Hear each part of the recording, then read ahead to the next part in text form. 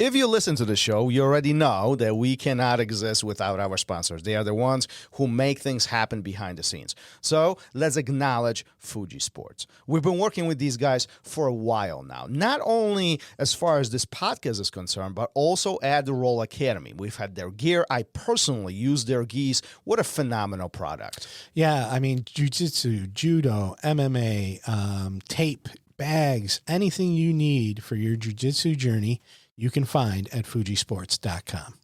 Let's talk RŌL TV. There's so much content on there. It's ridiculous at this point. But I think what is even more intriguing, as time went on during the project, we've been recording most of the events that were taking place here at RŌL Academy. At this point, I mean, we have guys like Chris Howder, Armin Fati, Rafael Lovato Sr., and Pete the Greek. I mean, there were so many different events that we've kind of recorded it. Don't you think that's amazing? I mean, points of reflection and kind of going back for all the students to see what really happened and refresh their memory. Yeah, I think it's great, you know, being able to go back and look at all these high-level practitioners, Octavio Cudo, like one of the names you didn't mention. And I mean, just these guys that have been doing this for so long come in, teach these amazing seminars and workshops, and it's all recorded and there for you to watch. Yeah, absolutely. So if you want to get additional savings on all this, type in code RŌL Radio at the coupon and get additional 30% off of your membership. Nice. Go to rolacademy.tv. What's up, everyone, and welcome back. If you haven't already, please remember to hit the like, share, subscribe, download, listen, and whatever other button there is, and leave us a review wherever you do listen. That ensures that we can continue bringing you the great guests and amazing content that you've come to expect. On today's episode, we have another Dirty Dozen member, David Meyer. David is not only one of the first non-Brazilians to receive a BJJ black belt, but he is the first American to medal in the IBJJF World Championships. David was already a black belt in a different style of jiu-jitsu before he started training with the Machados.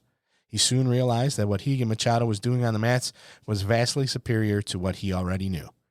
David started a new martial arts journey under Rigan, and he shares that journey here with us.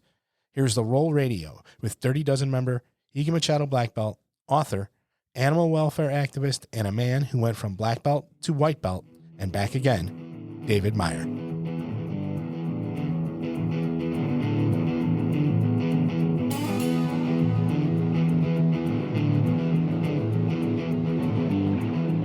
Welcome to RŌL Radio.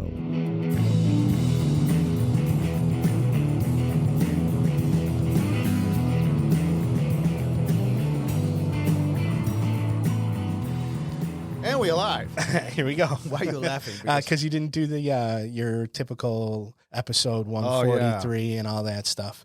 Well, it is episode It's 143. it is, yeah. They know that already, right? They click the button. They know what episode it is. So, but for your reference. So, yeah, But here we are. Before we kick into this episode, we got something cool that we are doing. Oh, yeah. So, well, we are starting. This is the first time we're going to do this, first episode that we're going to expose this. But we created a page on our website. A lot of guys are requesting, making comments out there about different episodes, what they like, what they didn't like. We figured we put it all together and kind of bring the podcast community all together to one. So, go to the RŌLRadio.com/vote and cast your vote on the best episode that we've done up to this point, the story that impacts you the most, the guest that you like the best. Fill it out. And the best part is, once a month, we'll draw a winner. We'll send you a very cool T-shirt from RŌL Radio. So we did this. Rules may apply. Rules may apply. So, it's just another. I'm just curious, and we'll read the responses on air, and we'll share some of the thoughts and ideas that you guys have. There's a lot of comments all around. We're gonna bring them all together. Yeah, and it's gonna be fun. Have a little bit of fun with this. I hope so. Yeah. How's your training, by the way? What'd you ask that for? We were having a good time. It's all right. It's all right. I'm getting swept, or I'm getting passed more than I'm sweeping, unfortunately. But I'm sticking with it, right, and doing my homework, which I think is the most important part. We talk about that a lot. I'm not, you give something a shot for a little while, and then you move on because it's not for you. Well, I'm really sticking this one out to make sure it's not for me. Yeah. But I'm going to make it for me because when you hit it, so I'm doing bottom half, right? And when you hit those things and it's working for you, it's really quite enjoyable. Yeah. I do enjoy it. So when things are working well, I really enjoy it. When it's not working so well, it gives me something to work on or work towards. So it's going good. Thank you. Well, it's been enjoyable to watch you grow over the last few years. How long has it been? No, 6? I'm serious. 6? 6? Yeah, and I still haven't found my niche. But yeah, 6 years, and there's been a lot of time on and off, especially in the beginning. There might even have been more time off the mats than on the mats. So it changed. The dynamics changed a lot, and I'm looking younger, right? In those 6 years. I don't know about that. We have a beautiful guest today. You already told me. I don't know about that. But speaking of our beautiful guest, David Meyer in the house. So another member of Dirty Dozen. How are you, sir? Great to see you. Good to have you here. I am doing well, and great to see both of you. Thanks so much for you guys on RŌL Radio for having me on. Well, thank you. Luckily Gary doesn't have his glasses on, but we were saying, you mentioned in a comment that that you look good. How is it feel? I feel fun. I'm actually just getting over COVID for the very first time. I avoided it for 3 years, but it was no big deal. Yeah, actually, I got mine a month ago, and it's the first time that I know of. But it hit me just around this time too. So it is what it is. I guess everybody's gonna get the piece of it at some point. Yeah. How are you feeling? You've been on the mat for a while. I mean, do you have the exact number? How many years? Okay. Well, yes. I mean, so I have been on the Brazilian Jiu-Jitsu mat since probably 1990. So that's a good, 33 years or whatever. But I started in other styles of jiu-jitsu as a kid at 6 years old. So I've been on the mat for 54. I'm 60 now. So I've been on the mat for 54 years, unbroken during that time in various martial arts. So when and where this whole thing started? You said 6 years old was when you dipped into martial arts in general. What was the first interaction? Do you remember the first day? Yeah, I do. Not necessarily the first day because I was young, but my brother was who's a couple years older than me, was having some issues with bullies in school. And my parents wanted to get us into a self-defense program. And we had a cousin, whose name was Ann Farber of Farberware. She was a black belt.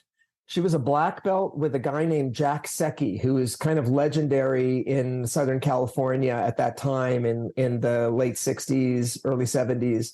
And Jack Secchi was just this iconic jiu-jitsu guy, and he had this class at a local community college called Valley College. And so we got enrolled in that, and that was my intro with a very stern, he was a nice guy, but he was scary. Like he would just stare at you, and he was kind of old school, half Japanese, half American. He's the kind of guy who never missed a class. And one day he was not there at the start of class, and it was just unheard of. And his black belt started the class, and he came walking in maybe 15 minutes late, limping. He always would walk to the class, and he had stepped on a nail, and it went through his foot, and it slowed him down. And he taught the class, and then he went to the emergency room. That's the kind of guy who I started training jiu-jitsu with. I mean, listen, we talk about priorities, right? Jiu-jitsu over a nail. Exactly. Over tetanus. Over tetanus, right? So at that point, you're talking about Japanese flavor of jiu-jitsu? Is that what it is? Yeah, it's funny because with the advent of Brazilian jiu-jitsu, we kind of call everything that's not Brazilian jiu-jitsu Japanese jiu-jitsu. Right. So yes, although he was doing a fairly progressive style, he was half Japanese, and he was doing a fairly progressive style, but we were not hung up on forms or particular, names or Japanese terminology or anything like that. I have trained in styles like that are very rigid as to which moves they're learning, and they're practiced with a compliant partner, and they each have a name. He was a bit more freewheeling than that. It was more just kind of pure toughness, but it was a Japanese style of jiu-jitsu. Yeah. So, after all these years being on the mat and being exposed to these various flavors, if you will, what would be the main difference that you've noticed, or if you kind of, comprehended between what we know today as Brazilian Jiu-Jitsu, or this evolved version of Jiu-Jitsu versus some of these non-Brazilians. Because believe it or not, a lot of people actually think that Jiu-Jitsu was started in Brazil, and which we know it's not necessarily the beginning of all of this, right? No, not even close. No, Right. Jiu-Jitsu is a very old martial art that's the parent art to Aikido and Judo and Brazilian Jiu-Jitsu, and Carlos and Elio were taught by a Japanese jiu-jitsu instructor. They certainly advanced the style. There's no question. I mean, especially on the ground, light year, just the work of the guard, the passing of the guard, the defending of the guard is way more advanced. But if you could go look at any, judo book from the 50s or the 40s or the 30s, and you will see, tate shiho gatami, which is the mount. And you will see controlling the back, and you will see footlocks, and you will see guard passes. It's, so that stuff has been around, but Brazilian Jiu-Jitsu and the sport that has evolved around it has certainly refined it to be better. In fact, when I was first exposed to Brazilian Jiu-Jitsu, and I can tell you the story a little bit later, but when I saw the Gracie Jiu-Jitsu in action tape that was circulating to create interest, this was late 80s in California, I, as a jiu-jitsu person, looked at that and said, yeah, those guys are tough. I mean, they're beating people, but they're just using basic jiu-jitsu. They're just, double leg takedown, getting on top and smacking them from the mount. I did not understand until I actually got on the mat with John Will and then Rigan Machado and his brothers that it was on a completely different level than anything I had ever seen. So, yeah. So what would be the main difference between what we know today as Brazilian Jiu-Jitsu versus the, more Japanese flavors that you experienced? So in the broadest sense, I would say that more traditional or non-Brazilian styles of jiu-jitsu tend to be taught with discrete moves. Like there's this wrist escape and that wrist escape and this throw and that throw. And many of them are not practiced competitively, so that they have become a bit more on the art and less more of the martial, some of them. And when they are martial, when they are being done competitively, they're a bit more rigid, so you're exploding to try to get this move, to try to get that move. Whereas Brazilian Jiu-Jitsu is a bit more kind of relaxed, more Brazilian in a way, right? Just able to kind of chill out and let things flow. And because of the sport and the way it's practiced, and because, for example, you can win in judo with a clean throw or a pin. So that kind of sharpness that gets you that will be rewarded in judo. But in Brazilian Jiu-Jitsu, that doesn't end the fight. So it's just going to keep going and rolling. And there's just much more of the kind of the chess game and playing the long game to win in Jiu-Jitsu. Whereas the more Japanese styles are a bit more like rigid, like cut and dry. Do this, this, this. That's my experience of it. Do you think that comes from that Brazilian culture of a beach-like lifestyle and kind of more of a party life focus lifestyle that was experienced at that time way back in Rio and obviously around that area over there? I definitely think that's part of it. I think that if you look at the origins of martial arts, it always starts as something that was really needed for fighting. And then, inevitably to practice it, you have to strip away some of the really dangerous aspects so you can practice without, killing your partners or whatever. And then depending upon how long a martial art's been around, that process of softening may have gone on for a very long time, and it may not start to resemble at all what the fight looks like. Mm-hmm. And I think in the early days of Japanese jiu-jitsu, we're talking thousands of years ago, people were fighting with weapons, people were fighting with swords, people were fighting with farm implements. And so a crisp, explosive initiative could win a fight, right? It wasn't going to be a 5-minute match of rolling around on the ground. It was going to be, don't go to the ground. And if you do go to the ground, be on top so you can disengage, because, the guy walking up behind you may be his soldier buddy, not your soldier buddy, and going to put a sword in your back, So that's where the rules of judo and other styles of jiu-jitsu kind of evolved. And that's sort of it's got to get it's got to get done fast, like, battlefield kind of stuff. Mhm. I think, as you're saying, in Brazil, obviously there wasn't that. It was more of the be out on the beach kind of thing, one-on-one, a lot of pride, where maybe people are going to circle around and watch me and you fight, and nobody's going to break it up until one of us. So, which allows you to spend a lot of time rolling around on the ground because you're not really worried about getting kicked in the head by the guy's 6 friends. So I think that attitude definitely became part of why jiu-jitsu can take its time a little bit. And it doesn't have to be like, how fast can you get someone out in 6 seconds, you got to kill or be killed kind of thing. You can play the game a little bit more, which I think has really served to work really, really well for jiu-jitsu. Do you think that in a sense of watered down the actual original art? I think it is a double-edged sword, if I can use that, if I can bring a sword back. And this is interesting because this was a big part of my thinking before I got into Brazilian Jiu-Jitsu. I used to think, before I contacted Brazilian Jiu-Jitsu and Rigan Machado and Jean-Jacques Machado, I used to think that sport was bad because any sport, boxing, any martial sport, it trains you to do the things that are not lethal because you can't do the things. So you're not going to, or not even just injurious, like eye gouge, or snap a guy's neck, if such a thing is possible, that kind of stuff. It's training you, or grab and try to rip out his larynx or whatever it is that would not be something you would want to do day after day after day with friends you hope to continue to practice with.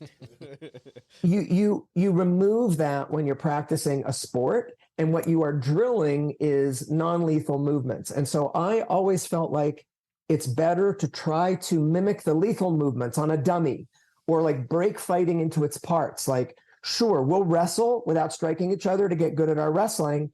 And sure, we'll kickbox without grappling to get good at our kickboxing.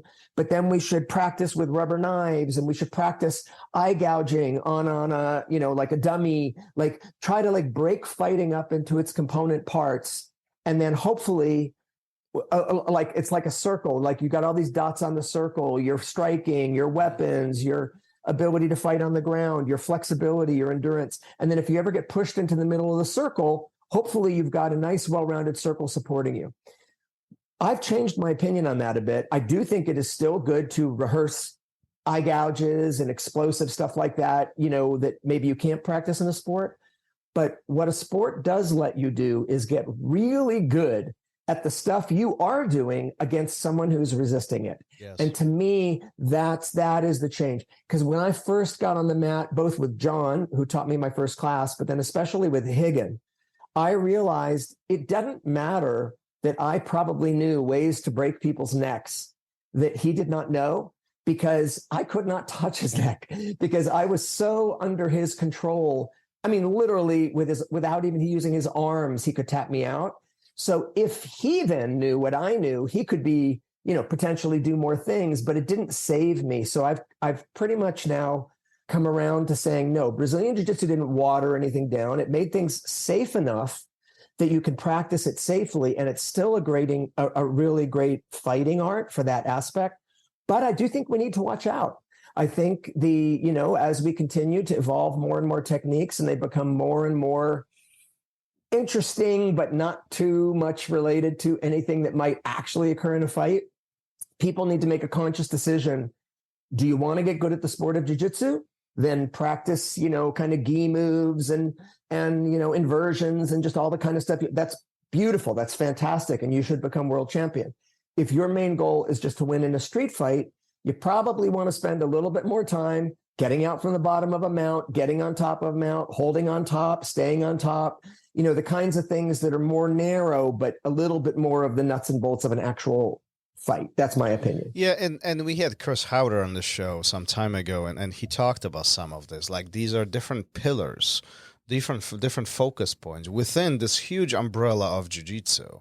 And there's nothing wrong with doing sport, but just remember that doing Baron Bowman versions on the street is going to get you probably beat up pretty bad. It's just, it is what it is. At the same time, focusing on self-defense only and then going into a sport-like environment might not get you the same results because the rules of engagement change.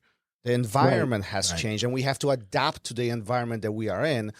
And it's really your choice where you want to train and where you want to focus. But just keep that in mind that these might be, the results might be different here. Why are you smiling? I'm smiling because it reminds me when we talked to Kaiki and he said his son was in a street fight in a parking lot. Oh, yeah, that's right. His son got into a street fight in a parking lot, and the guy he was fighting said, "You can't do that." And he was like, "What are you talking about? I can't do that." That's very, very funny. Yeah. If I'm going to get into a street fight, I'm going to say, "Listen, can I have 10 minutes to warm up?" Yeah, let me stretch a bit. Yeah. But I think that's true. I think you just want to go in with your eyes open to whatever it is you're doing. What I don't like is when people dismiss something else. Yes. Like they say, "Oh, I don't want to train jiu-jitsu in a gi because I don't think, people wear gis on the street," which, by the way, of course, is not true. People wear jackets, but whatever.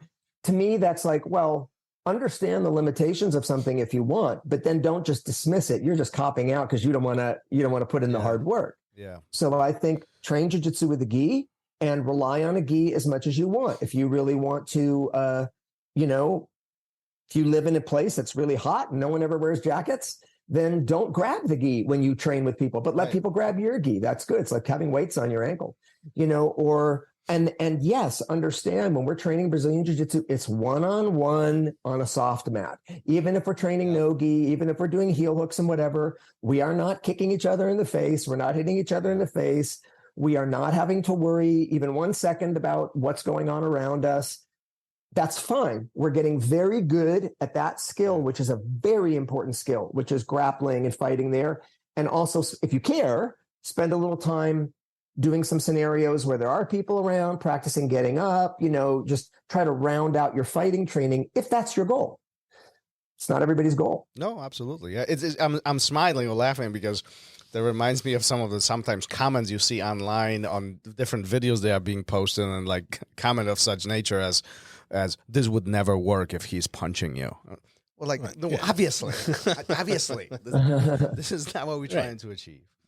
But I mean, But by the way, I often say to that, "Oh, if we're punching, then I can punch him too." That's right. Yeah. You can do the punching and the jiu-jitsu. Like we're saying, someone's in my guard or something, and they're saying, "Well, it'd be totally different if he was raining down punches on you." If he was raining down punches on me, I'd cover up, hold down his arm, and start smacking him with some elbows, get him to back up, and then do the same move. I mean, it's like, whatever. Yeah. No, some of those arguments are just highly entertaining to me. Okay. Yeah. But this beautiful journey of yours begins with what I understand, at least, with you hoping to go into Machado Academy and meet Rigan Machado, and it doesn't go that way. Your first day is with John Will. Is that correct? It is. Now I'm going to back you up a little bit more. I'll give you the whole run up because I think your listeners and you will find this interesting. So I had been involved in jiu-jitsu my whole life, did some other martial arts too. And I was actually teaching jiu-jitsu basically for free at UCLA in 1984 when the Olympics came to Los Angeles. Oh, okay. So we lost our facility because it was all the facilities of UCLA got used for the Olympics. So I needed a place to train jiu-jitsu. And I looked in the phone book to see if I could find some Aikido school or something with mats. And there was this new school that had opened up called Tenshin Dojo in the San Fernando Valley with this guy named Steven Siegel. Oh, and I had not heard of him and nobody had heard of him. And I went there to meet him. And it was, of course, Steven Seagal. And we became friends, and he was amazing at Aikido and felt that my jiu-jitsu was very good and allowed me to basically teach jiu-jitsu at his Aikido school. So I had a dedicated cadre of students who I was teaching in non-Brazilian jiu-jitsu, what I would just call, Seki's jiu-jitsu, Seki-ryu, knew Steven Seagal, and that was all fine. And then I started to hear of this thing called the Gracies. The first time I actually moved out of Steven Seagal's place and started teaching at a different place, the Gascon Institute in Los Angeles, and had a good sized class. And some guy walks in who I had a very bad vibe to him.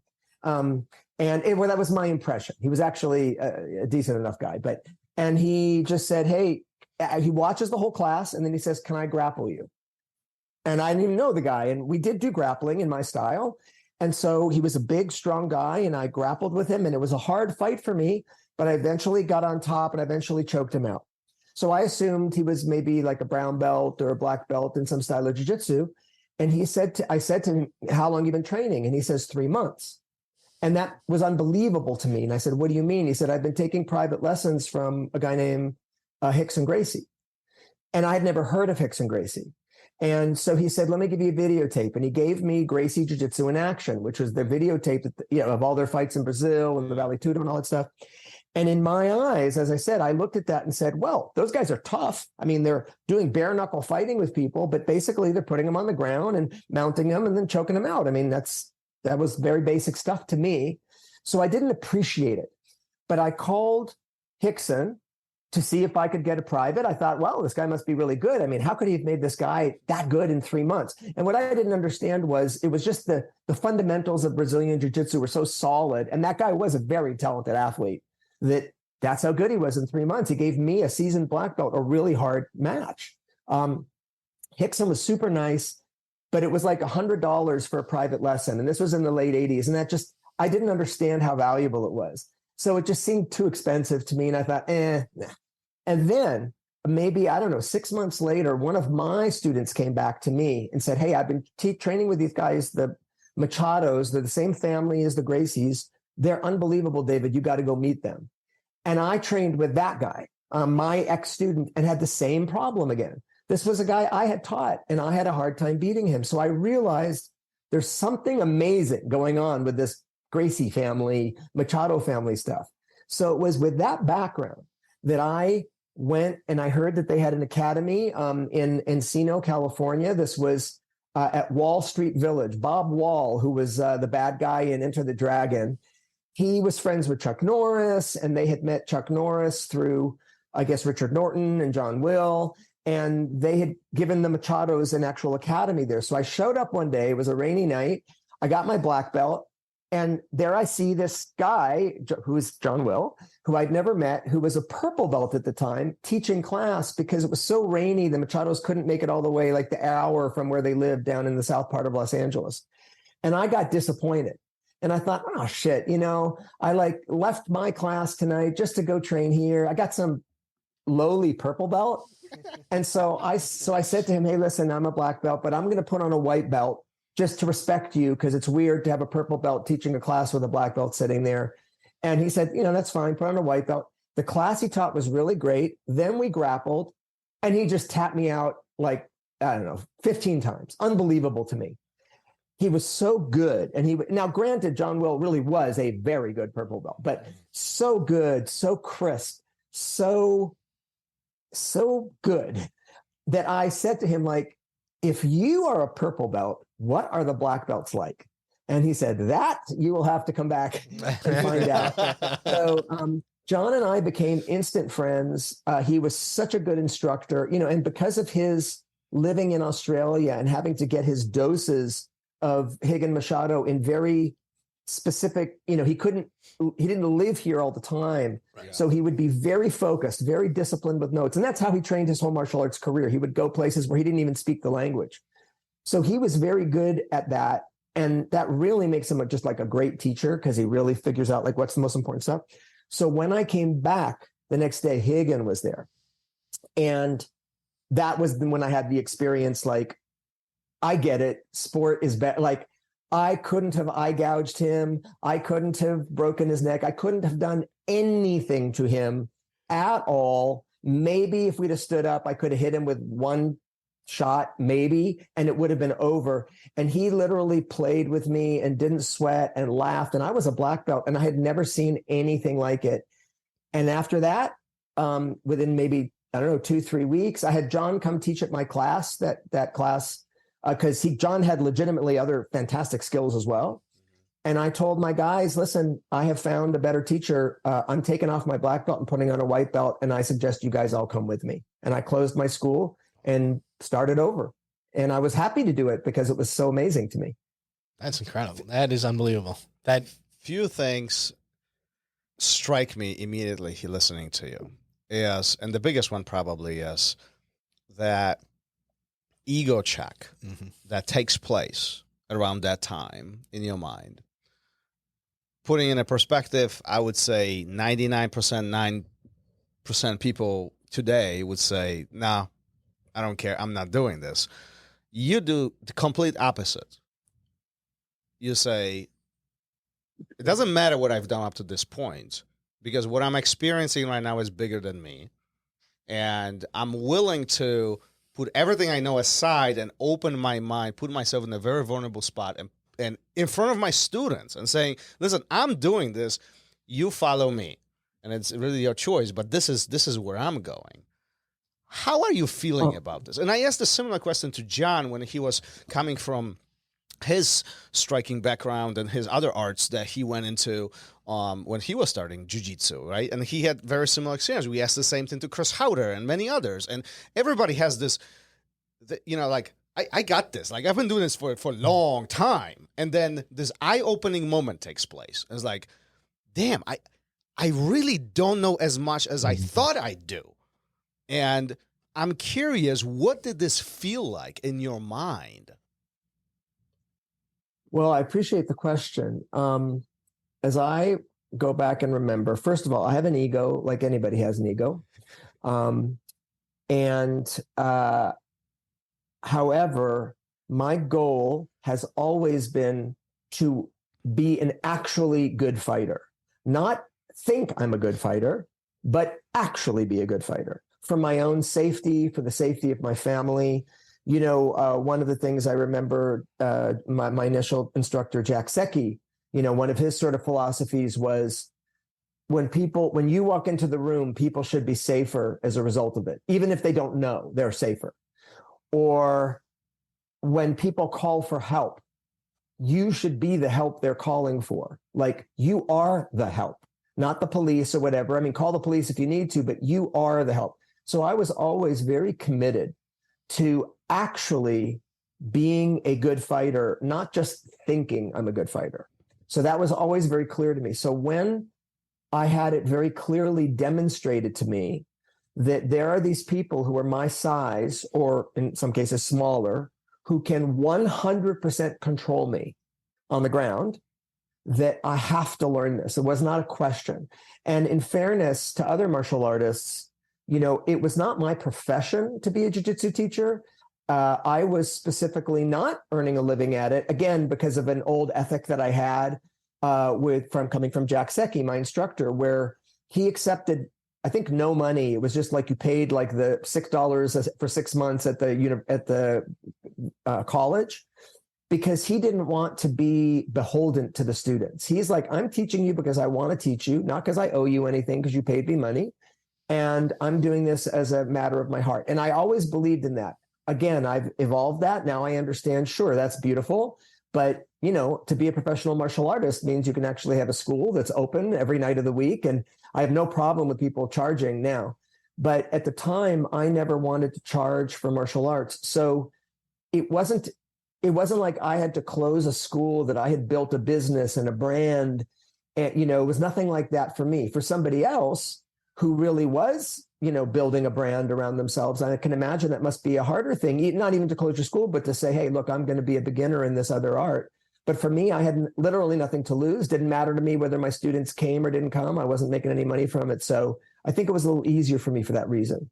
Do you think that at any point of time, there was a point of feeling of regret that you wasted time on all the other things, and this just kind of stumble upon or fell in your lap, and now you're really learning something?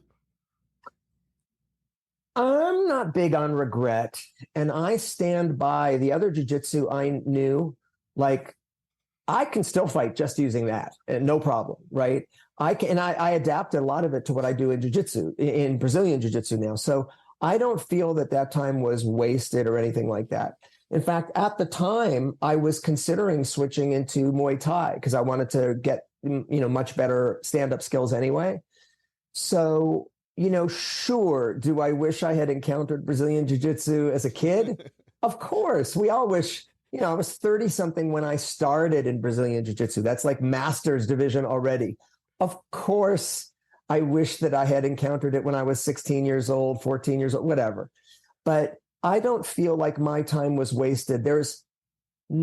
And looking back at it, there's nothing I can think of in terms of my other martial arts, with the exception of one thing, which I can tell you about, which feels to me like it wasn't useful and it's not still useful. I did spend some time in training some stylized versions of Kung Fu, which I really, really liked. And I think were very, very valuable in Los Angeles. I had great instructors, Sifu Douglas Wong, great instructors, but it was very much about the forms, and the tiger and so those kinds of stuff didn't have the direct application to fighting. I more did it because my friends were doing it and I thought it was fun. In fact, I remember we were training in that style of Kung Fu. And then one day, our Sifu Wong said, we're going to start a fighting class on Thursday nights. And I thought, great. So now I'm going to learn how to, do the crane and break someone's ribs with my crane kick and, peck out someone's eyes with my, whatever.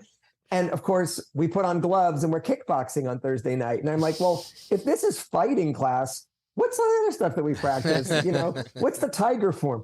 But it really was excellent exercise and excellent focus. It was really, really wonderful. So I don't really regret that either. But basically, no, I don't think I was wasting my time in the martial arts at all. But of course, I wish I would have met the Machados sooner. I feel like, after 2 decades on the mat, I feel like every student at some point has this, not regret, but wish that they started earlier. Matter of fact, I had this conversation last week with one of my students. It's like, and they're in their 20s, mid-20s. I was like, I wish when I started this when I was much younger. I was like, listen, buddy, I wish I started this much younger. And I think everybody, goes to this point. I wish I discovered this much earlier.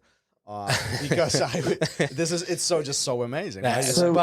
Somebody said to me the other day, it was a similar conversation, and I said, how old are you? And when they told me, I said, I didn't start till I was twice your age. So you're good. You're fine. There's a perspective. Yeah. Well, so Thomas and Gary, I have an attitude about that. And my attitude, which I think has helped me in that regard, is, we can all say, okay, so right now I've got 30-something years into Brazilian Jiu-Jitsu. I wish that I had 50 of my years into Brazilian Jiu-Jitsu. Sure. But what kind of years are we talking about? Yeah. Like you had mentioned, Gary, at the start of the show that, not all of your training has been on the mat because you probably had breaks, maybe injuries, life, things like that. Mm-hmm. So I had an ethic from the very start. It was always my ethic in martial arts, but certainly in Brazilian Jiu-Jitsu. I had this rule. I'm first on the mat. I'm last off the mat, and I do more reps than anybody. That was just my rule. So I would never say no to a match. If we were still wrestling and it was time and the class was over and someone says, hey, you got one more in you? The answer was always, yes, I got one more in me. Even if I was just going to get pummeled into the ground, I got more in me. Because I always knew that as soon as I take my gi off, as soon as we leave the mat, this night is over, never going to get it back. And so I exercise every day without break. I, at the time, trained every day that I could. Maybe Sundays were off if there was no training Sunday. So I think what you can do, it's one thing to say, I wish I'd been doing something kind of for more years. But to me, the real question is, what are you doing with those 2 hours or whatever that you're on the mat that day? Are you getting right in there quick? Are you stretching immediately? Are you immediately drilling even before the instructor tells you to start drilling? Are you shutting up and just doing the drill and doing it repetitively? When other people are going to get some water, if you don't need water, can you do that drill a couple more times? So I feel like you will have two people in the art who both in it, let's just say for 5 years. And even if they start at the same talent level, core talent level, and have roughly the same fitness level, one guy's 5 years, if he's doing everything I just said and getting in more reps and coming in an extra day and training that extra round, his 5 years is going to be like this guy's 8 years, right? So he's going to get more done in 5 years, and this guy gets done in 8 years. Well, if you multiply that times 30, that's how you get really good. So I think, of course, just more time on the calendar, but it's really not about that. It's about how you use your time every minute on the mat.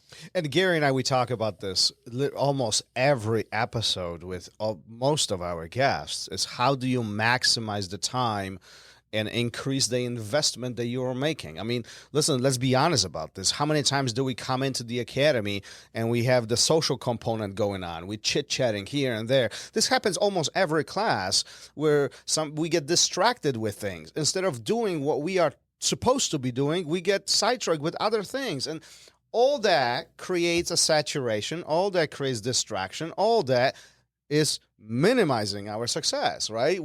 We can't do multiple things at the same time. We have to focus on one. And, that's the biggest struggle that I think a lot of students today are experiencing. It is what it is, that as beautiful social media, videos, and all the other things are, all these things are the distraction points. If we don't control what we do and how we do it, everything slows down, right? And at least me personally, I believe, is not how many times you train, but what is the efficiency of your training. I know plenty of people who train twice a week, and they are really, really damn good.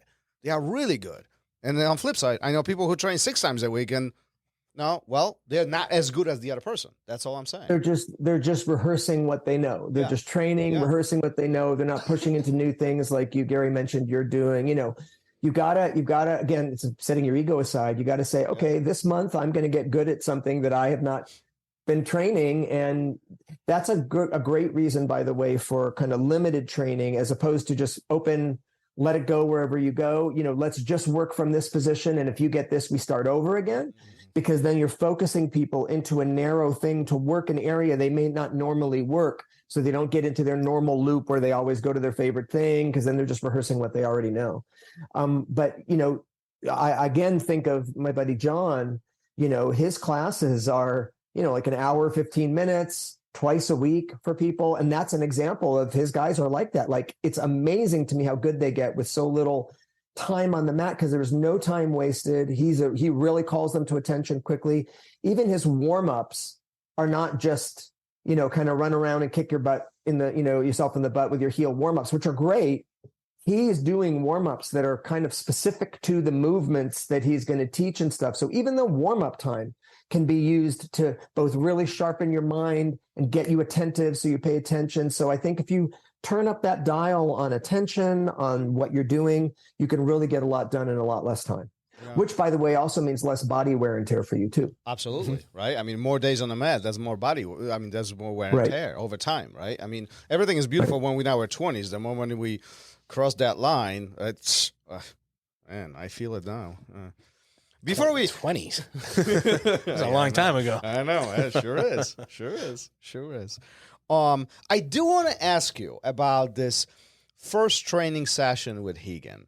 You said everything I knew, eye gouging, neck snapping, all the other things was completely useless because he could do whatever he wanted at will without much effort.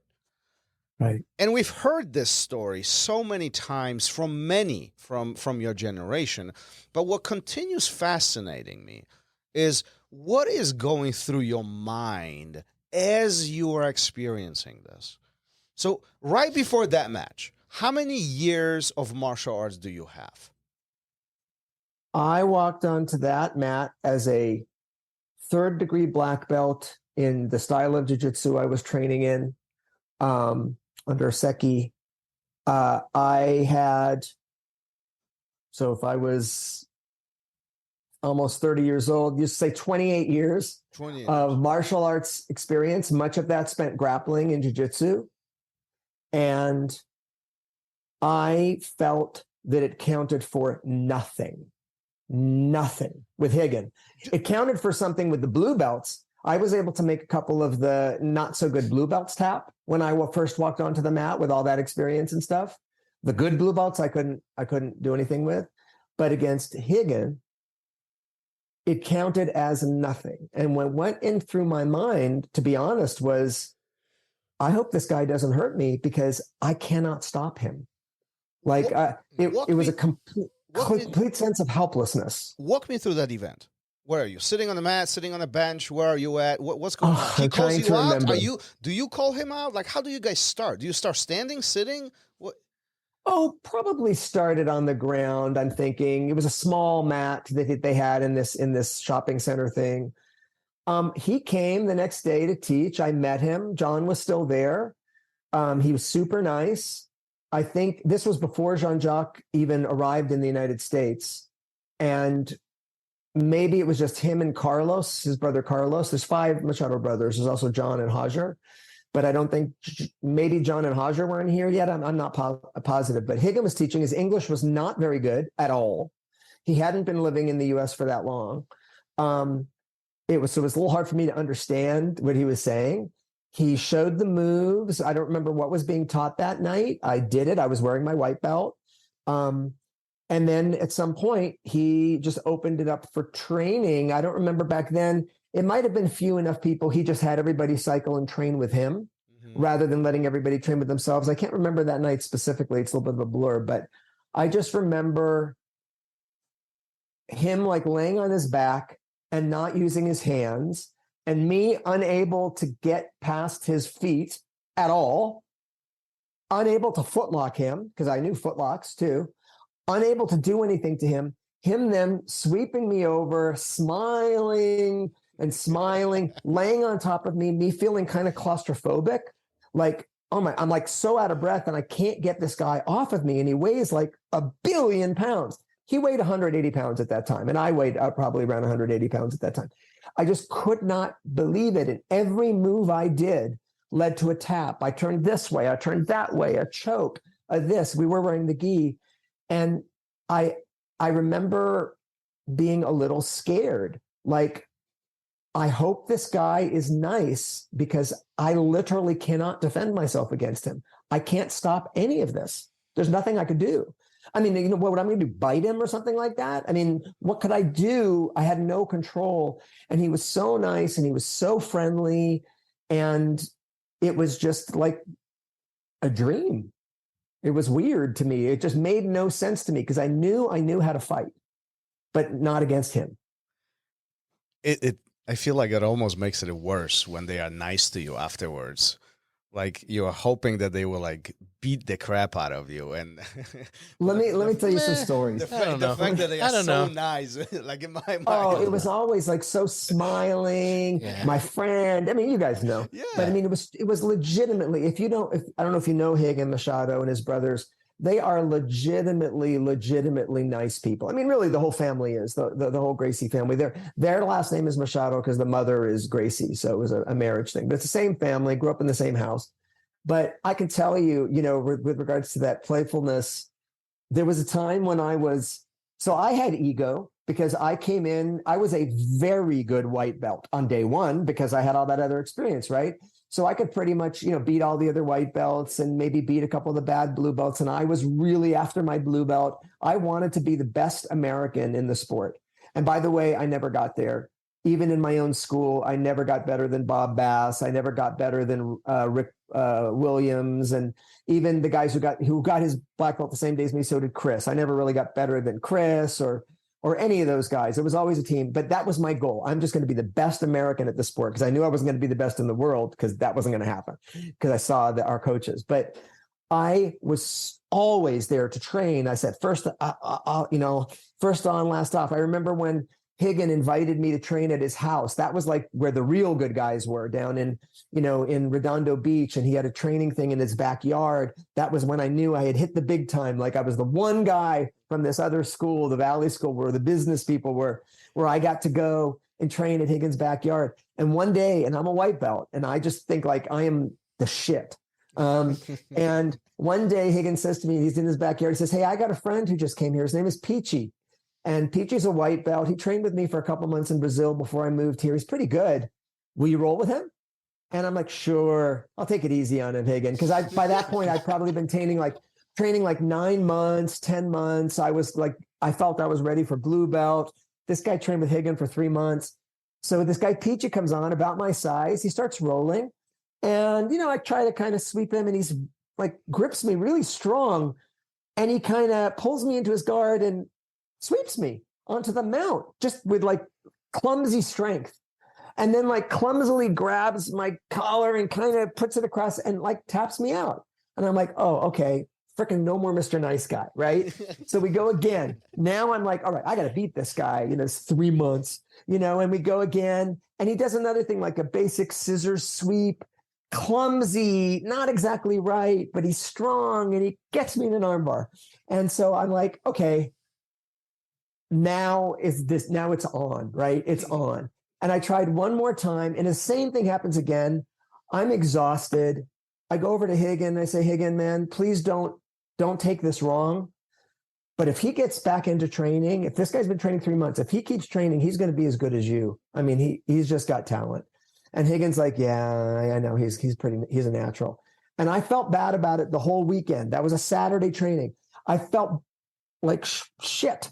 Saturday, Sunday, Monday night, I go back to the training in Encino, the other school.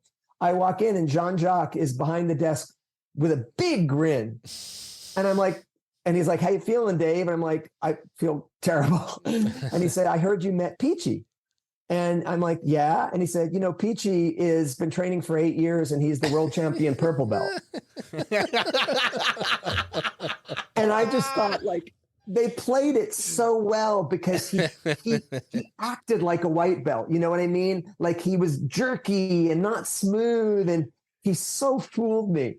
But that was the kind of nature of those guys back then. They were kind of joke players, and they were just easy-going.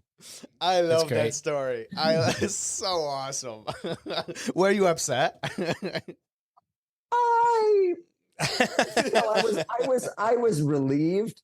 I did definitely, I couldn't really be upset, but I was relieved. Yeah. Look, I had a lot of things like that where the coaches were telling me one thing, but there was something else going on. I remember there was a time when there was this really aggressive guy who used to train with us. I think this was also maybe when I was a blue belt. Maybe he was a blue belt too. He was a military guy, buff, just very aggressive guy. And he used to just never tap, and he was so aggressive. And they used to always tell him, calm down, like you're going to hurt somebody. And one day I was grappling with him, and Higan had us do like king of the middle, right? So you would stay in the middle if you keep winning. And so I was tired. This guy came up, and I just wasn't going to have it from him. And he was going so aggressively and smashing me. And this was before there were any rules that you couldn't smash someone on the mat or anything like that. And I got him in an armbar and I cranked it hard, and he wasn't going to tap. And I'm just like, goodbye. And I popped his arm, and then he's yelling and he's like, shit. And then like Higan and the coaches were yelling at me, dude, you got to go let the guy tap, we're going to get sued. And they were just like yelling at me, and I felt terrible. And they, the guy went off to the hospital and whatever. And then the next day I showed up for class, and like Higan pulled me aside and patted me on the back, and he said, great job, man. That he's like, that had to happen. That guy was going to hurt somebody. And it was good that you were the one that hurt him, because you're like the nicest guy on the mat, and he won't hold it against you. And then he was very contrite and said, you know what? And he came back and trained much better after that. And so here I thought I had been yelled at and screamed at, and that was all the show. But in fact, they were saying, good job, David. You did what had to be done. So who knows? Who knows? We'll never know that part, right? We talked about a lot about your beginnings. I am wondering, what was your feeling when you did receive that black belt? When you did cross to the other side? Many see that as a really ultimate. Well, many do see that as the, like, that line, that goal. Many even see that black belt as a starting of new journey. It is an extremely impactful day for those who do get to that point. What was it like for you? So I mentioned that when I was a white belt, I really wanted that blue belt. And I was really proud when I got that blue belt. Every belt after that, I dreaded, because it just meant more responsibility.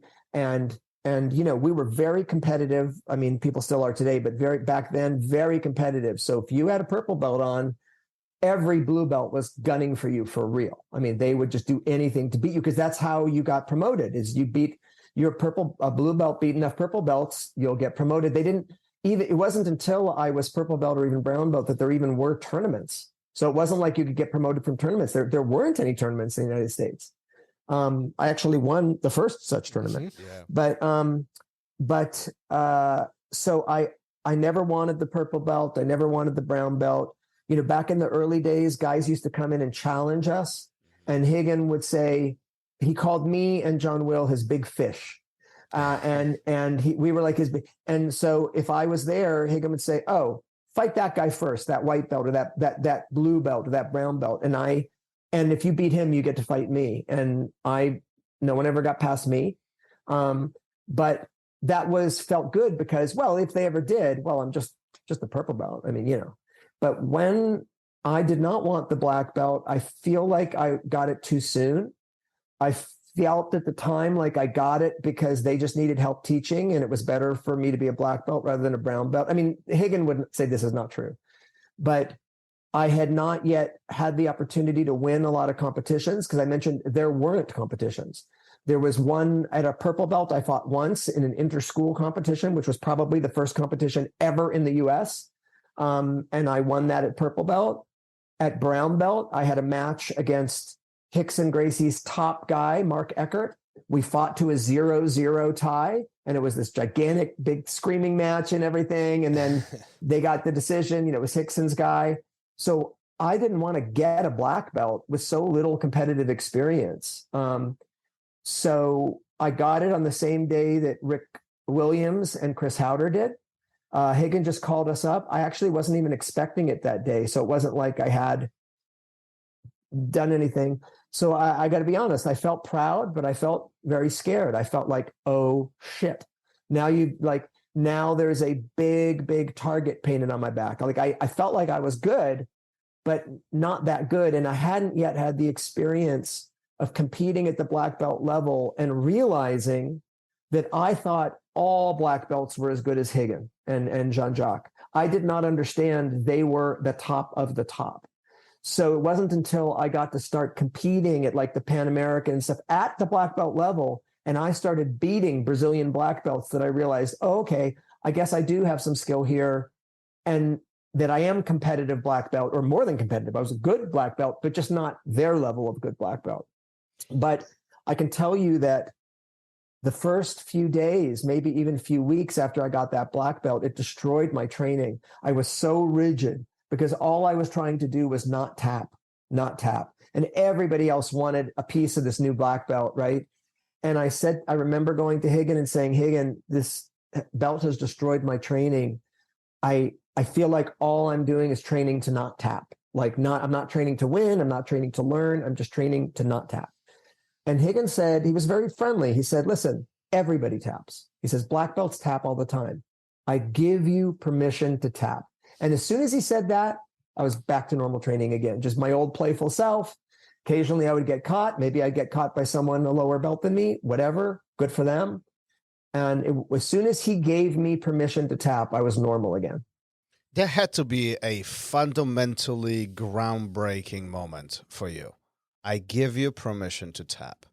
From one side, you look up to these guys, Rigan, Jean-Jacques, and you know, many others around you. And listen, let's be honest here for a moment. You are surrounded, at that point of time, you are surrounded by pioneers of what we do today. And then yet there's this thought in your mind, I am not good as them. So that bar you setting extremely high. I mean, it can't go any higher than that. And then you get this permission that it's okay to tap. It's okay to be vulnerable. It's okay to submit yourself to somebody else.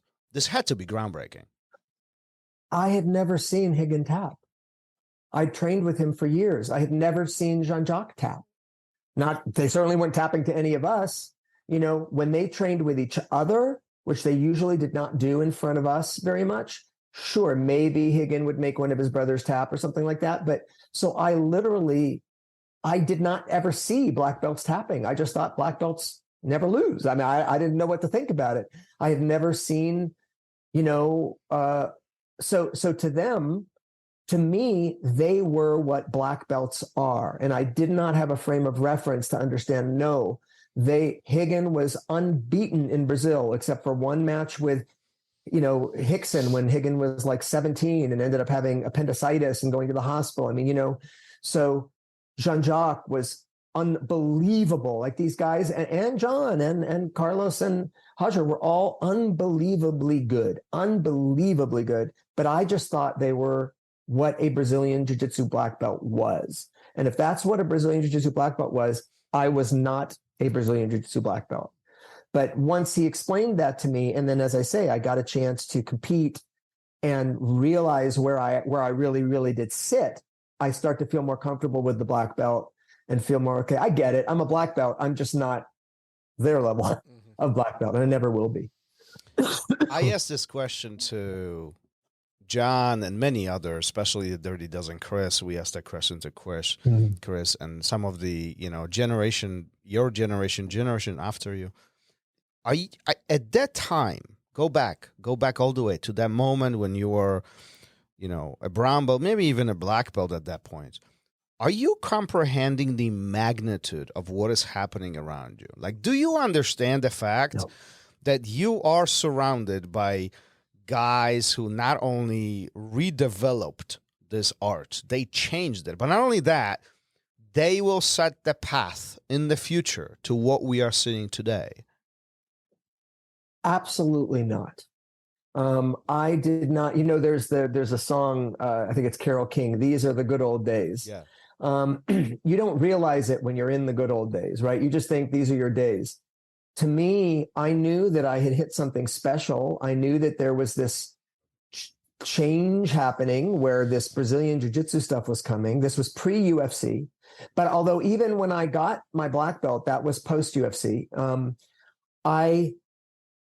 I can tell you a funny story about the UFC, actually. And I can tell you that early on, when I was a white belt or a blue belt, somebody came to me because apparently I seemed like a smart guy and people knew that I had another life outside of jiu-jitsu. And it was, I don't remember his name, but it was the guy who ended up partnering with Horian to create Semaphore Entertainment, which created the first UFC, came to me and said, "Hey, listen, you know that Vale Tudo stuff that these guys do in Brazil? We're going to bring it to the US, and I want someone to work with who understands, who speaks English, but understands Brazilian Jiu-Jitsu." And I said, like, it'll never work. It's too violent. It'll never fly. In one of the classic all-time getting it wrong things. So I could have been on that boat. Well, but I was. So what you're saying but is, in your defense, it needed to change a lot before it did work, right? That's so there true. was two It different was things. too violent. Because we just had Nick Gulo on, who's a friend of Dana White's, and before Dana bought the UFC, Nick told him he was crazy. He's like, "What are you talking about? It's a circus. Don't do it." And he felt that's true. It did need to be tamed a bit. But in any case, no, in answer to your question, Thomas, no, even though it was because of Rigan and that experience that I met Jean Lebel, Judo Jean Lebel, and met all these great fighters, and Kem Shanrock came through, and Rico Rodriguez was training with us, became a good friend of mine. Like all these guys, I did not understand that martial arts was changing at that time. I just thought I found this great new thing. I'm super happy, and I'm on this ride, and we have this superpower that's not going to last forever. I mean, back then we could go teach a seminar of 100 people and line them all up and spend an hour wrestling all of them and tap every single one of them because they didn't know Brazilian Jiu-Jitsu. Maybe they were a wrestler or whatever, but they didn't. I wouldn't be able to do that today, obviously, because enough people know enough stuff. But it was just this amazing, magical world that we were in. And no, I did not understand this was going to change the world of martial arts. There would be something called MMA that everybody in the world would hear of. Brazilian Jiu-Jitsu. When I started, it was Gracie Jiu-Jitsu.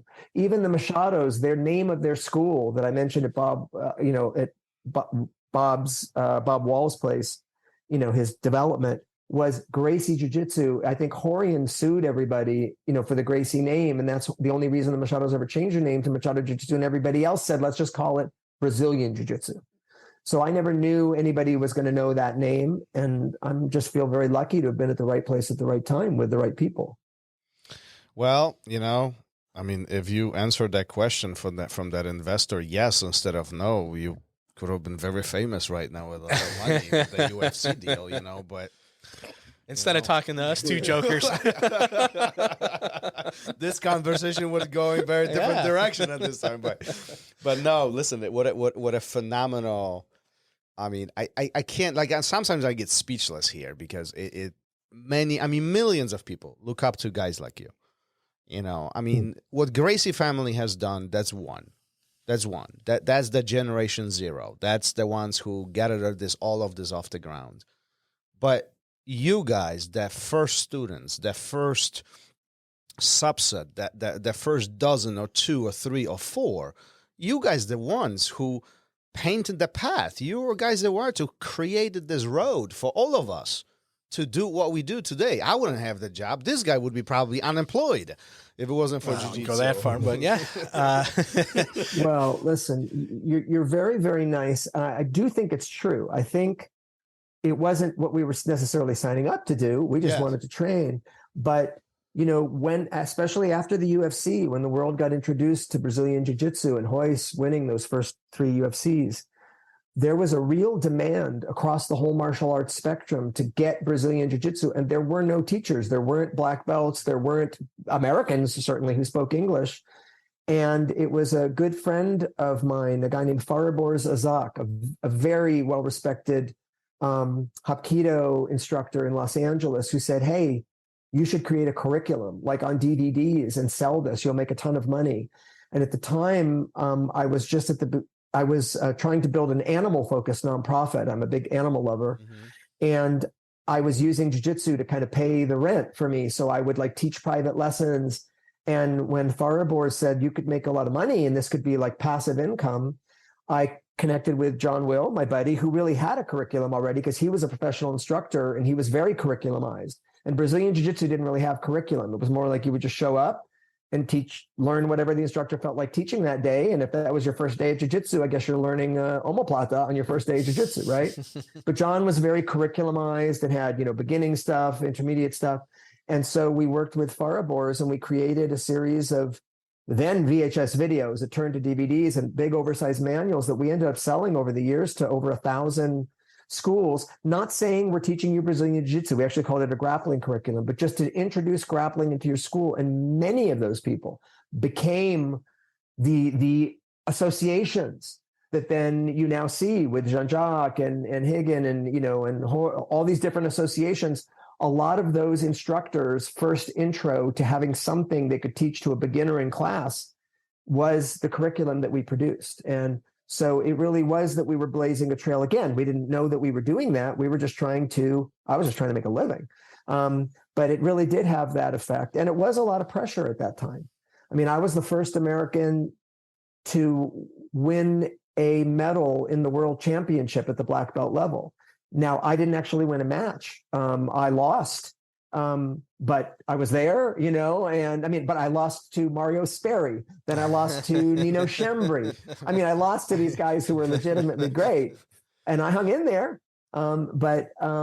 Just like Americans weren't doing that. I remember BJ Penn telling me when he was just getting into jiu-jitsu, he saw me competing at black belt, and that gave him confidence that Americans could beat Brazilians. And of course, BJ Penn went on to be a great world champion, a great. Wait a minute. Rewind. You can't just throw a story like this and just that's what BJ told me. You hanging out with BJ Penn and he tells you that you inspire him, the one who many consider as the best of the best, the best that can be. I told you I was good looking. Yes. This was before COVID. This was some years ago. I was living up in San Francisco. I had moved up from LA. I was training, as I did for many, many years, out of Fairtex with Gil Melendez, Jake Shields, just a great Caesar's great fighting team out of there, who are still my brothers in arms, even though I haven't made it down there recently. And BJ had come by to just train at Fairtex or whatever. And then I just bumped into him like at the Whole Foods. And I said, hey, I had never met him. And he came up and introduced himself to me. And he's like, oh, Dave, and he tells me this whole story of how when he was just getting into Brazilian Jiu-Jitsu, he saw me as the only like American out there, competing at black belt level and beating people. And I felt great about that because obviously he got way, way, way better than I ever got at Brazilian Jiu-Jitsu. But again, this has to be a very groundbreaking moment for you, because a moment ago we talked about how you felt that this black belt level was unachievable, that every, Jean-Jacques and all Machado brothers are so much better than you ever will be. You don't deserve the black belt. And then yet, sometime later, you're running into PJ Penn, who tells you how he looks up to you. I mean, there has to be heavy. By that time, I had beaten a lot of black belts in competition. By that time, I didn't have that inferiority complex anymore. Right, but it still has to feel good having that recognition from PJ Penn. Absolutely. No, I'm tremendously honored. Look, I feel, I also had written a book. I think the first Brazilian Jiu-Jitsu book? I don't remember. John Will had maybe done the very first books that were out there. And then Henzo came out with a book. But I have a book, I think it's still out there somewhere, Training for Brazilian Jiu-Jitsu. And I would get stopped. It's still on Amazon. And I would get stopped at competitions by people saying, hey, Dave, I got your book. It's really helped me. And that really warmed my heart because I wanted to just help the sport, And so, anytime anybody says to me, anything I did helps them, that of course that warms my heart because I want to help people. And I get people coming up to me because I used to teach a lot of seminars at that time. When I was building my animal nonprofit, we had sold those curriculums, and then I would go out and teach seminars at those guys' schools. And some of them started to become like remote students of mine and wanting to get, some ranking to like get to blue belt under me. And we had a whole program where they were able to do that. And I would have people come up to me who I do not remember who will say to me, I get this actually a lot. Hey, you taught a seminar at my school like 8 years ago. You showed this one thing or this one principle, and I still use that today. And that like changed my game. And I don't remember the seminar. I generally remember the thing they're saying, although sometimes they've modified it a little bit. And that's not even exactly what I showed, but whatever. But yeah, it makes me feel wonderful. I feel very happy to do that. I feel like we're part of a community. And I've always felt very much like, especially since I moved out of Los Angeles where there weren't any Machado schools, I'm a free agent. I'm friends with everybody. And so, I've trained at Half's place and I've trained at Caesar's place. And I train right now with Wolf Barnado at Black Sheep Jiu-Jitsu. Phenomenal place. A beautiful, beautiful home for me up in Northern California. I got so many friends who are good. I feel like we're one big family, even when we're competing against each other. We're one big family. And I love being kind of a grandpa in that family. I just looked up your book on Amazon. And who is your uke? Who is your partner who's getting choked? There's a story behind that. Lord, that choke is deep. I mean, so the person who was supposed to be my uke, my dummy for all the photos, was Jake Shields. Jake Shields was smart and bailed. No. Jake was a buddy of mine. We're good friends. Fellow vegan. So Jake was going to fly down with me to Black Belt Magazine's studio or whatever in Los Angeles, and I think he got staff. Something happened like the day before we were supposed to fly down, and he couldn't do the shoot. And I was so bummed because I thought, he was a known fighter. It would like help in the book for him to be in the book. So I called, that's Adam Trainer, another great black belt. He trains with Renato Magno out of Street Sports. He got his black belt many, many years ago. He's now training the Los Angeles, I think it's the Sheriff's Department or Culver City Police. I forgive me, but he's a well-established black belt. So at that time, he was also very, very good. And he just was free for that day. And he super nicely came down and just let me choke him and do that. But he's gone on to a great career himself in law enforcement and Brazilian Jiu-Jitsu. Well, I mean, good for him. He's not looking too good in that photo, but he probably kicked my butt now. But what a great story. All these moments really develop this long life journey for all of us. And, it's not much different sitting here and talking to you. And you know what? we've been at this for an hour and 15 minutes, and we didn't even touch one of the big passions of yours, which is animals that you're extremely passionate about. Let's talk about that for a little bit. But we're gonna have to bring you back. Like that's where all of this boils down to, because there are so many stories. I know Gary wanted to tip into that. Well, yeah. So right now, and it seems like always, I feel like the word vegan, the word vegetarian, and even now the word plant-based have all been kind of bastardized a bit by the other side, right? By the people that choose to do so. And you have amazing fighters under you who have adopted that lifestyle. And I was just hoping we could talk a little bit about it. What pushed you into it? How it's helped you? I know we don't have a ton of time, but also dispel some of that nonsense where people say you can't do what we do without eating meat. I eat people like that for breakfast. I'm 60 years old. I've got problems in my shoulders and my elbows and all that stuff. I'm still training on the mat. I still can whoop 25-year-olds as long as they're not, my buddy Wolf, who will whoop me back. But no, so look, I think for me, it was a moral thing.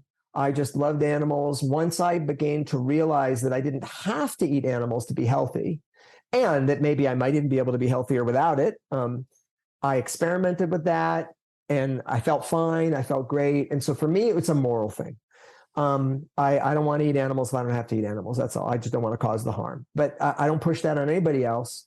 People do whatever they want. People have their own set of morals or their own feelings in their bodies. My experience personally has been certainly getting rid of dairy made my breathing much clearer. By eating lighter meals, that are more healthy plant-based meals, I don't get that really tired feeling that I used to get after meat and stuff like that. So I can train longer. I feel like it really helps with my endurance. I know lots of great endurance athletes. My wife is vegan. She's a Ironman. I mean, that's just crazy shit. So, but then again, you can also eat meat and be healthy. So to me, it's just a personal decision. When I don't talk about it much, certainly not on the mat, but if someone says, "Hey, Dave, you're 60 years old, like, how are you still doing this?" I will definitely say that diet has been a part of it for me. I do believe that is true. And everybody I've worked with who's ever experimented with, cutting down, I mean, I don't care about the word vegan, the word plant-based, it's just words, whatever, just eat less, it's worked really well for them. I've got a student, Brian Johnson, who doesn't talk much about his diet, like also one way or another, but he's vegan and he's just like a freaking phenomenon in Seattle, just whoops my ass up and down. And he's like a lightweight guy, and he always like wins the ultimate weight class or whatever, the unlimited, he's just amazing. And so I would say, if you're interested in experimenting with that, try cutting down a little bit on your animal products and see how it feels. Just try an experiment or something like that. Let your body be the judge. But for me, it's a moral thing. So let's talk about the nonprofit then real quick too, that you've been running for years. Probably one of the biggest online nonprofits. So I started something called Humane America, and I've done a lot of different animal advocacy things. A lot of crazy stories there to tell too, but really crazy stories. But we started adoptapet.com, myself and some friends and funders, and it became and still is, one of the largest pet adoption websites out there. It was the largest nonprofit pet adoption website out there. And then my nonprofit, Humane America, sold it to Mars Inc., which is like Mars M&Ms, but they also pedigree, IAMS, dog food. They're big in the pet space. And they hired all our staff. And that allowed me and my nonprofit now to focus entirely on the food system and promoting a reduction in animal products under the name Food System Innovations, FSI.org. So what I'm doing now is FSI.org, but if you want to check out what I did, that's adoptapet.com. And, just a big animal lover. I think I learn a lot from animals. Interestingly, I think everything I've learned from jiu-jitsu has been super helpful in me being super successful on the animal side. Just everything we know about timing and tipping points and leverage and just so many lessons I draw from jiu-jitsu that I think you can apply to business, you can apply to life. I've applied it to my animal advocacy. And so that's what I'm all about. A lot of people do use jiu-jitsu principles into off the mat circumstances and situations. It's such a beautiful translation, if you will, to life and so on. Sorry, I didn't mean to change. No, I think everybody who trains for a while probably adapts to it into their outside life, off the mat life, right? That's right. In your decision making, when you're under pressure, in an argument, even, because you can take. I don't remember who we were talking to. It might have just been Kyle Watson not that long ago, but he was saying that it helps him slow down in those moments and think more clearly. You're not reactionary. You're figuring things out in the moment, So yeah, it definitely helps off the mat as well. Yeah. And I think, for me, even if I am trying to talk, get someone to see something with regards to animals, for example, I'm not trying to beat anybody over the head. Let's use it like a jiu-jitsu, right? I'm going to try and, like I would in jiu-jitsu, figure out what are they trying to do and how can I adapt that to what I want to happen. Now in jiu-jitsu, we are opponents. So eventually what I want to happen is I'm going to win and you're going to lose. That would be the goal. But if you don't view it that way, if you just say, listen, we're good at jiu-jitsu, at putting our hands on someone and figuring out really quickly, what is this guy trying to do? Where does he want to go? And how can I invite him to go where he wants to go and turn it into where I want to go so that he will willingly go there? I'm not going to force him. I have this saying that there's 3 ways to get what you want in jiu-jitsu. One is frickin' take it, right? You're just stronger. You're in an advantageous position. Shove that guy's wrist right where you want it to be and make him tap. That's kind of a white belt way to do it. A second way to get what you want is to put the guy in a position, or the woman, put the person in a position where they have no choice but to give you what they want. I want to set up the arm bar. I'm going to choke you. You have to deal with the choke, which gives me the arm. I've got my arm bar.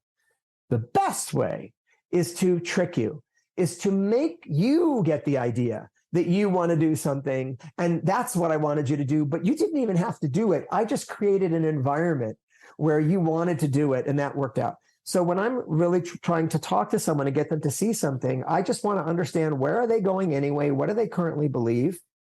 And then figure out, what do they want out of their life? What do they want out of their food?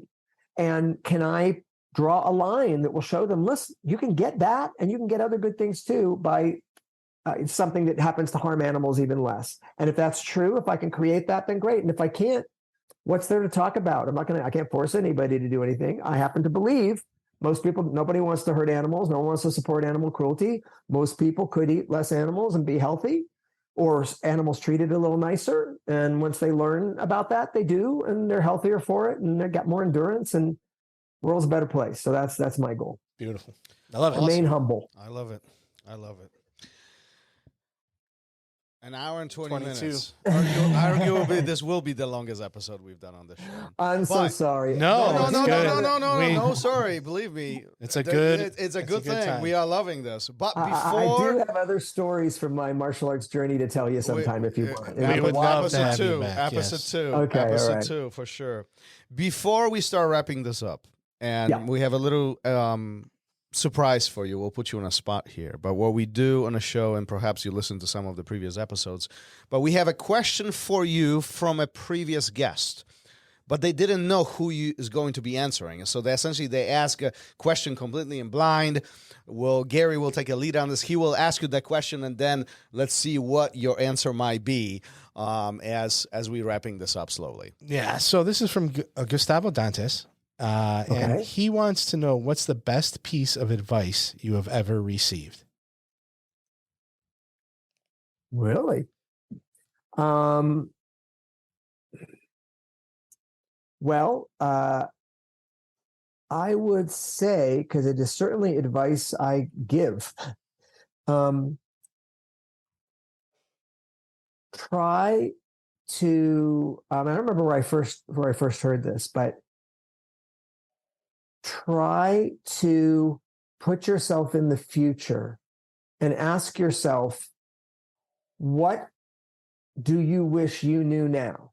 Meaning, like right now, if I could talk to myself 20 years ago, I would say, dude, protect your joints. tap earlier, protect your joints, take glucosamine, do whatever you got to do, hot baths at night, because and when you get older, the loss of muscle mass you have that you see in older people is not because we don't work hard, not because we can't maintain it. It's because I can't do as many pull-ups because it just hurts, right? So if you protect your joints in your training, you will be happy. So if I knew that 20 years ago, I would have used that. So now here I am today saying, David, imagine you're David who's 80 years old and I'm 60 right now. What will that guy want you to be doing differently now? What will he be saying? And can you figure it out? And I think it has something to do with protecting my health, like not driving too hard in general, keeping a good attitude, traveling more, maybe finding time to travel. So I think if you can project yourself into the future, 20 years, and imagine, what do you think that 20-year-old older person would wish that he had the opportunity to tell you, and try to hear it now so that 20 years from now, that you won't be saying that to yourself. You won't be saying, man, I wish I knew this 20 years ago. Can you figure out what you're going to, in the future, you're going to try to tell yourself and then act on it today? It's a weird thing. It's a little complicated, but I think it's a useful exercise.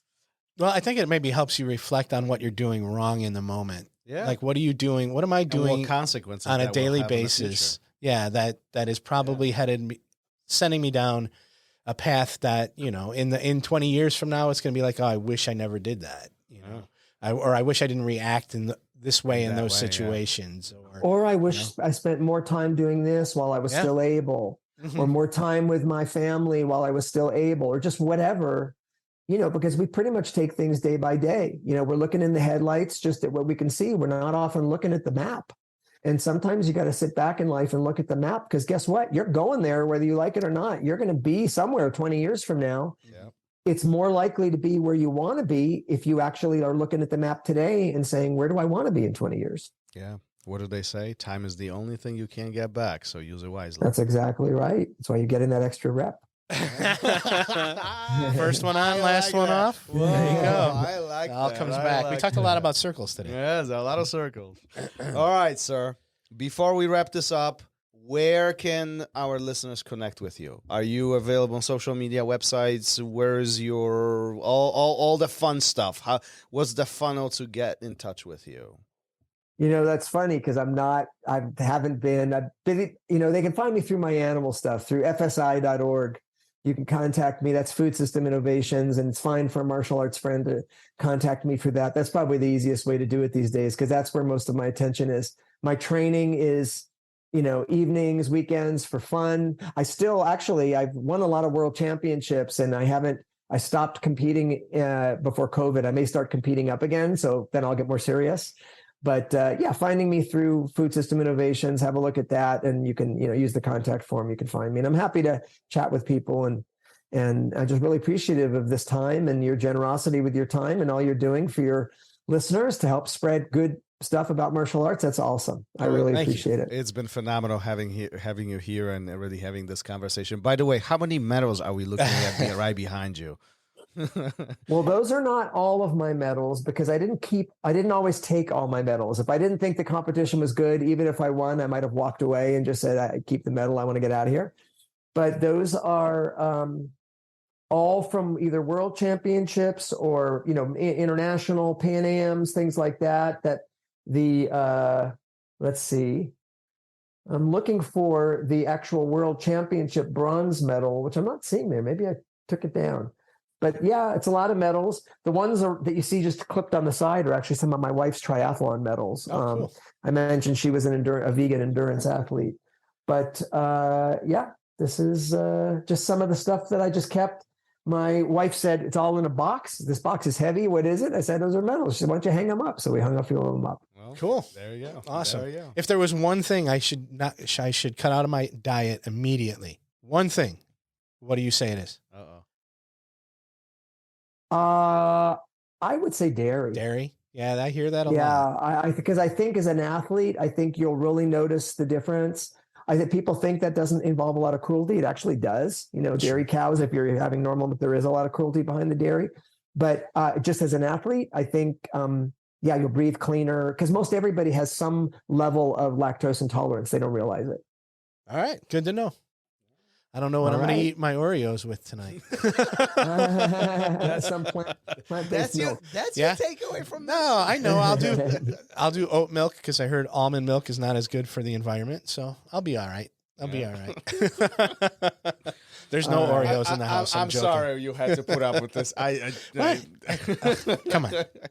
You know you're going to do it. It's all good. All right. Let's wrap this up. Once again, thank you for being here. Thank you for sharing the amazing story in your journey and some of the beautiful wisdom that you have compiled over, a few decades. Gary? Yeah, thanks so much. Thanks for the animal advocacy. I was on Instagram yesterday, and there was a dog we were so close to adopting, but it's like we really don't need another one. And he got adopted yesterday, so it made me feel amazing. So, so thanks for all that as well. So thank you very much. All right, we done? All right, you guys. Great respect. Be well. Thank you, you too. Peace. Thank you for listening to RŌL Radio. If you enjoyed the show, don't forget to leave us a review and help us make the show even more amazing. For future episodes, check out our website and follow us on all major podcast platforms. Take care.